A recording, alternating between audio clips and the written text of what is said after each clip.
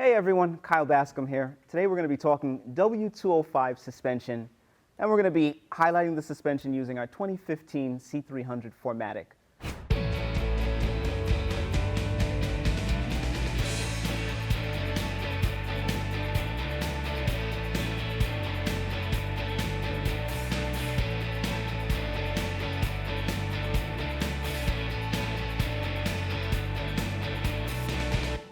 What we discussed today is going to be applicable to just about all of the W205 models and even some of the others like your E-Class and your GLC because they share very similar suspension setups. We're going to go over steel suspension, air suspension, all of the various options, and the way we're going to do it is walk over to the vehicle, get it in the air, and I'll show you how everything is set up as well as some of the common replacement items and common wear items that we see on the platform. So now that you know what we're going to be tackling today, let's go over to the vehicle and get started. All right guys, so we're under the vehicle. I'm going to show you how the suspension's set up, what to look out for, and we'll start with the portion of the suspension that you're probably accustomed to seeing already, which are your lower links. You've got two lower links here. At the frame side, they're attached with bushings and they're secured with ball joints at the knuckle side. So if we're talking about a bushing, you're going to be looking for cracking, fraying of the rubber, and you might be able to see if you look in there, there's a little bit of cracking. I'm also seeing the same over here. Not too bad, but these links have about, I think this vehicle has about 100,000 miles on it, so that's typical wear. When you're looking at the ball joint side of things, first thing you're looking out for is the condition of the ball joint boots. Are they broken? Is there any grease outside of this joint? If you see anything like that, just immediately you know that you're going to need to replace the link. With this lower link, what Mercedes has done for the 4MATIC applications, you see what I have in my hand here, we've got this mono ball bearing instead of a traditional rubber bushing. So you get full articulation without introducing a lot of additional harshness to the ride. So this is like an upgrade that you would see us perform on W204 and some of the earlier models that didn't have monoballs. We actually sell an upgrade. Comes standard on a vehicle like this. Because the vehicle is equipped with 4MATIC, the suspension is kind of forked in a funky way, a little different than you see other OEs do it to get around the axle. Also makes it easier to remove an axle if you're doing that sort of service. The biggest change that you'll notice is the inclusion of a true upper wishbone, upper control arm. Your wear point, your major wear point is going to be at the ball joint, so you can hold the upper control arm by the top of the ball joint and try to pull it up and down. If you've got play there, you definitely need to replace the entire arm. One thing to keep in mind is that unlike previous generations, like W211s or 231s where they had the removable ball joint, so you didn't have to do the entire arm, on this C-Class model with the upper wishbone, if there's an issue with the ball joint, the entire arm's getting replaced. At the subframe side, just like every other link, it is retained with bushings. For 4MATIC applications, one difference that you're going to see compared to rear-wheel drive models, your end link connects to your spindle and directly to the sway bar. If we're talking about a rear-wheel drive application, you're going to have a joint off of this arm, and your end link is going to connect directly to that control arm. So just one difference if you're looking at a rear-wheel drive model. Lastly, when it comes to the suspension, Mercedes introduced Airmatic for the first time on a C-Class model with this 205 generation. So we're looking at a steel suspension vehicle here with a comfort suspension. If you had an Airmatic, what you have is a module, which is an air spring and monotube shock absorber in one unit. Cars that came standard with that would be like your hybrid C350Es, so all of those had Airmatic, or Airmatic could be optioned on like a 16 C400 or C300 model. If we're talking about the 43s or any of the AMGs, Airmatic's just simply not available.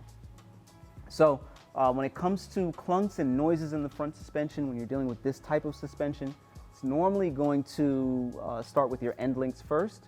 So check those out. Check the integrity of the boots, similar to how you would do on any other ball joint in the suspension. After that, you're also going to want, if we're talking about the shock absorber, you're going to want to look for evidence of poor ride quality, oil leaking out of the shock absorber, things of that nature. That's going to let you know that it might require replacement. If we're dealing with an Airmatic vehicle, if you observe that the suspension is dumped on one corner, that will normally necessitate the replacement of your full Airmatic module.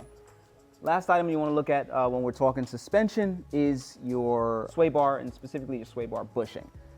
Similar to any of the other rubber bushings, you are looking for fraying, cracking. Your bushing is located right here and over here at the bottom of this cross member. And when it comes to replacement of the bushing, unfortunately it is vulcanized to the arm. It's not available separately, so you will need to purchase a complete sway bar assembly if you find that the bushings are perished. Fortunately, this sway bar sits below the cross member instead of above like you saw in the past on some models, so it is not a terribly hard replacement. You can see you've got your locking collars over here and then where you attach at the end link. Now that we know what to expect with the front suspension on the vehicle, I'm just going to move over to the rear. All right guys, so I'm not going to spend too much time back here, but I do want to go over the basically out of the suspension. What Mercedes did for this one is they just wholesale took the 5-link from the 204, and that's what you're seeing on this W205. What you're not seeing, which was typical on the 204s, is the car in a northeast climate, rear subframe would be much worse condition than this one is. There is some peppering, there is rust in some spots, but it's not as bad as like you'd see on a 204 would just be totally rotted out. So we have our tow control link over here. It's a bushing on both sides. We have our spring control arm.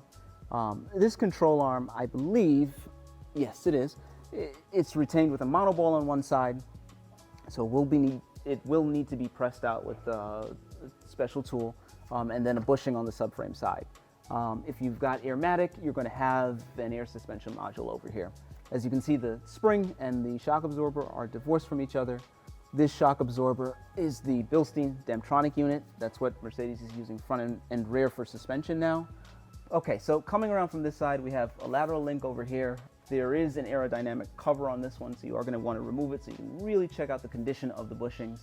This is, from this angle, the same tow control link that I already pointed out. And then you've got your upper, like your camber arms, your upper arms up here. And it's the same deal. You're just checking the integrity of the bushings. Sometimes you have to get in there with a pry bar and kind of wiggle things around to really see that rubber is starting to fray and deteriorate. But considering the 100,000 miles on this vehicle, the biggest issue that I see back here is it had nothing to do with the suspension. It's this split guibo at the rear differential. But as you can see, as I already mentioned, basically the same 5-link that you're going to see on all of your 204, 205, even your E-Class models. So nothing new. You just want to take the time to inspect each of the links, and we do have our full 10-piece rear control arm kit that we'd recommend. If you are seeing wear on 1 or 2 control arms, it's going to be a good idea to just replace everything in the rear suspension in one shot. So now that you guys have a good idea of what to look out for on the front and rear suspension, we'll go back to the table and we will close things out. All right, everyone, so we've just completed taking a look at the suspension on this W205. And as you can see, Mercedes has changed things pretty significantly from the way they did it in the past. But one of the upsides is you're not going to be replacing components as frequently as you did in the past. Unfortunately, when you do, it's a little bit more expensive. But once you get it out of the way once, you're not thinking about it again for another 70 to 100,000 miles. So if you have any questions or there's anything that you would like to see us do with the suspension on this vehicle, be sure to leave it in the comments below. Also like and subscribe. Thanks for watching.